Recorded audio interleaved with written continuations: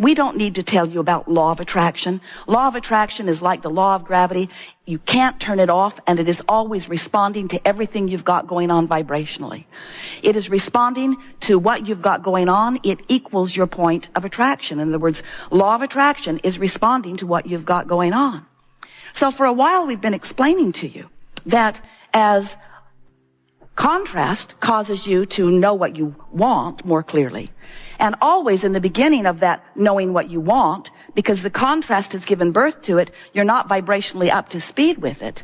There is this vibrational gap that's going on because law of attraction is now responding to your inner being who is in the vortex, who is lining up all of the cooperative components big time in order to assist you in the full manifestation and realization of everything that you want. And here you are, having whatever thoughts and beliefs and expectations that you had usually before you launched the desire. So there is this sort of duality going on where law of attraction is responding to both parts of you. The in the vortex part of you and the potentially not in the vortex part of you. So you've got this sort of split going on often that feels like frustration or overwhelmment that now it is your job to do something about. And that's why we talk to you all day, every day about the art of allowing, about assessing the vibrational difference between who you have actually become. Are you getting what we mean? Do you believe that when you launch a rocket that your inner being actually embraces it and becomes it? Do you know that when you're sick, vibrationally you're weller? That when you don't have enough of something, that vibrationally you have more of it, that when you're confused, vibrationally you're clearer. In other words, this is the way this dynamic universe and the evolution of all species occurs. So there is this vibrational part of you who is calling you home, calling you home, calling you home. And we want to say to you, you're going. The question is, are you going willingly? Because if you relax into it, if you just let go, if you just acknowledge you've done the work, the isness of the vibrational reality is in place. The cooperative components have already been assembled. They will show you amazing things. You will defy the logic of all kinds of people as this vortex does its work. The question is, where are you in vibrational relationship to it? So we've been talking about this for a while, and many of you have been hearing us for a while. Esther certainly has been hearing it for a long while. And she said to Jerry the other day, you know, it's interesting how in all of this that I've been hearing, I realize that I've still been counting on my action for far more than I meant to. Because in many cases, I don't really have to line up with my vortex because I've got people who can just bang it into place. I'll just call someone and say, this is out of whack. Can you take care of it? And they do. They're really good at wrestling things to the ground.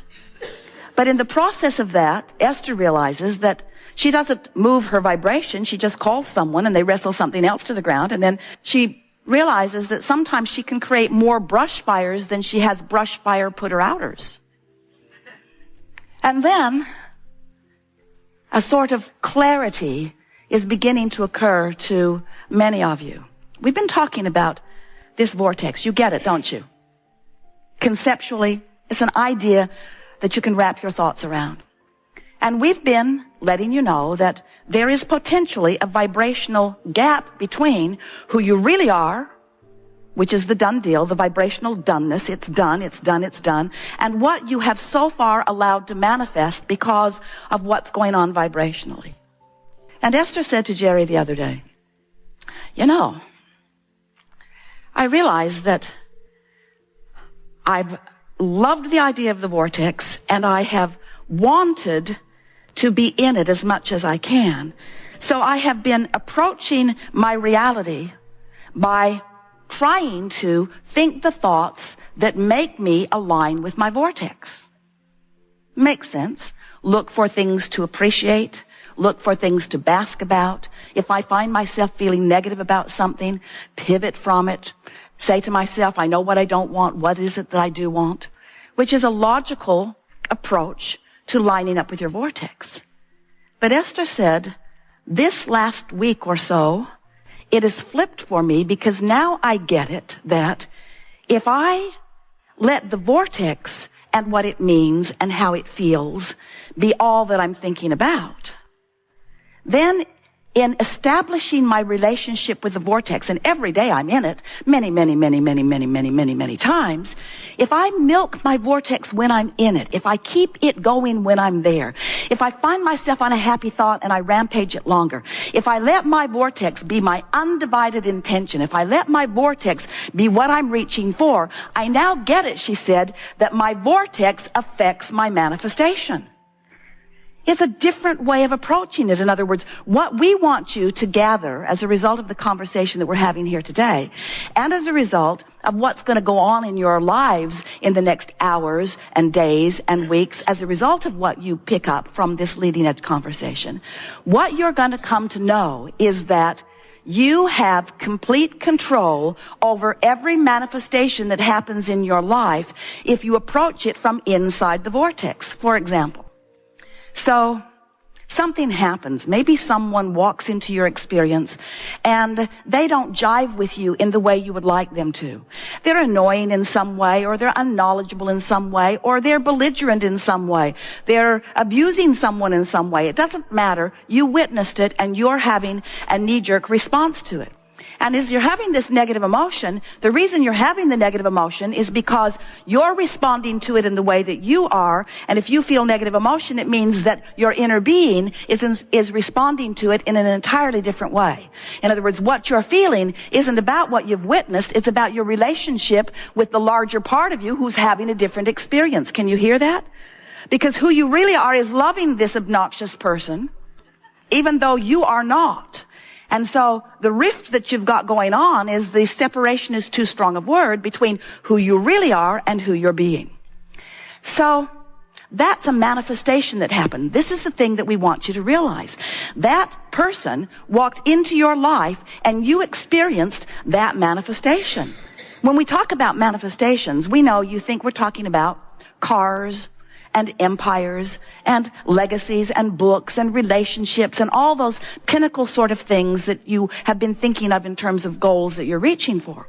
But we want you to understand that what manifestations are, what we really mean by manifestation is what's happening now. This is a manifestation. This room, these lights, these screens, this sound, this people, this global audience.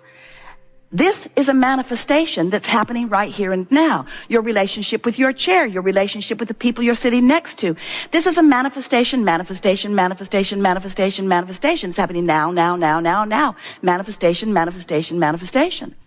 Everything that is happening around you is a manifestation that is evidence of one thing and one thing only: your relationship with your vortex. Your relationship with your vortex. So the fact that this annoying person is there, or this belligerent person is there, is your manifestation, which is simply reflecting back to you your relationship with your vortex. That's all.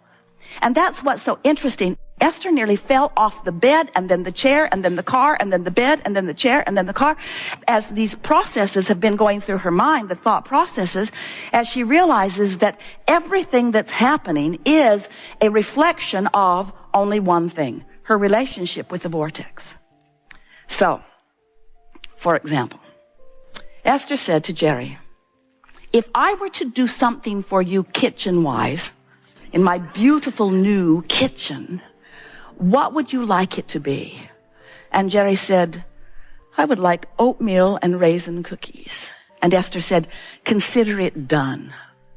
So she went to the kitchen, snatched everything out of the cupboard except baking soda, which was not there, because she has never baked in this kitchen before. And so she said to Jerry, I'm on the hunt for baking soda. And Jerry said, you know, I think I saw some in the refrigerator at the guest house, because Sylvia has freshened everything, and I think it's in there, like a freshener thing. So Esther said, I'm on it. So she jumped in the car. Now, their garage is carpeted, which is a little tricky, because on 3 occasions, Jerry has ended up at a restaurant with no shoes on. Because it just feels logical to get in the car from the car. So now Esther jumps in the car, goes through a gate or two, goes to the guest house, steps out into the gravel in her stocking feet, and says, right out loud, can someone please explain to me why I'm here in my stocking feet? And then she tiptoes down the pathway into the cottage and thinks to herself, surely there are a pair of shoes or carpet slippers in the closet. So she walks into the closet and finds herself in very wet carpet. She calls Fidel, and he tells her, as he examines it, that the air conditioner, no one's been in the cottage for a long time, the air conditioner has been running, it's plugged up, and it is draining into the closet. And Esther is saying, now no one needs to tell me why I'm here in my stocking feet. In other words, a manifestation, a path of least resistance. Jerry wants cookies. He wants the kind of cookies that don't have the baking soda. The baking soda isn't in the house, but the baking soda is at the cottage. Esther goes in her stocking feet. Now, you might say coincidence. You might say, oh, that's one way to twist a really stupid story into something meaningful. But what it is the path of least resistance manifestation, because things are always working out for you. You see, things are always working out for you. Esther could not get back over to the house to tell Jerry fast enough. She wasn't even upset that the house smelled funky or that the carpet was wet or that she didn't know what the problem was. She was exhilarated that the universe had delivered to her an answer to a problem she did not even know she had, because things are always working out for her. You get what we're talking about. Manifestations. So, if you are feeling worried about something, what you're going to receive back as feedback from specialists, from anybody that knows, is information that doesn't have anything to do with your reality, doesn't have anything to do with your expected manifestational reality, doesn't have anything to do with anything except it's feedback to how you're feeling. You say, oh, this test or this x-ray or this conversation or this whatever is coming to me is a statement of fact. And we say, we'll give you that, but it's a statement of only one fact. Your vibrational proximity to your vortex, period, end of story.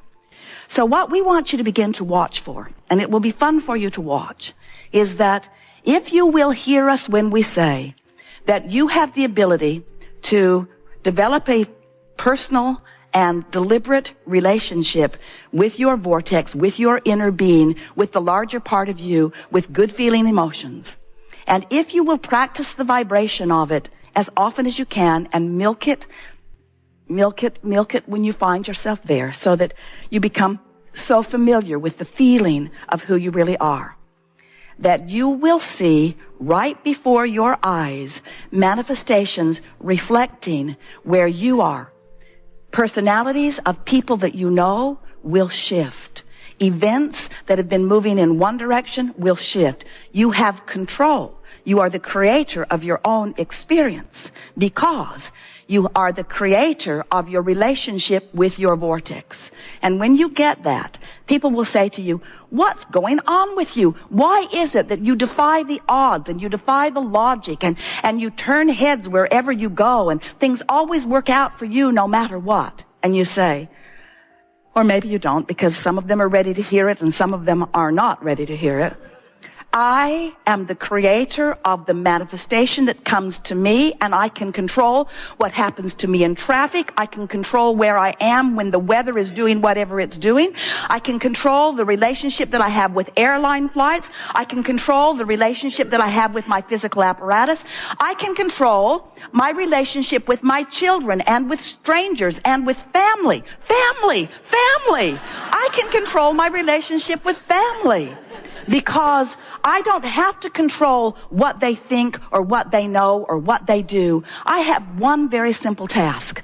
I know that who I really am exists as a loving, expansive, expanding, eternal being, and that part of me is the largest reality that exists. And I have access to the awareness of my relationship with that. And now I've got that down. Everything in my experience is not just working out for me eventually, it's working out for me now.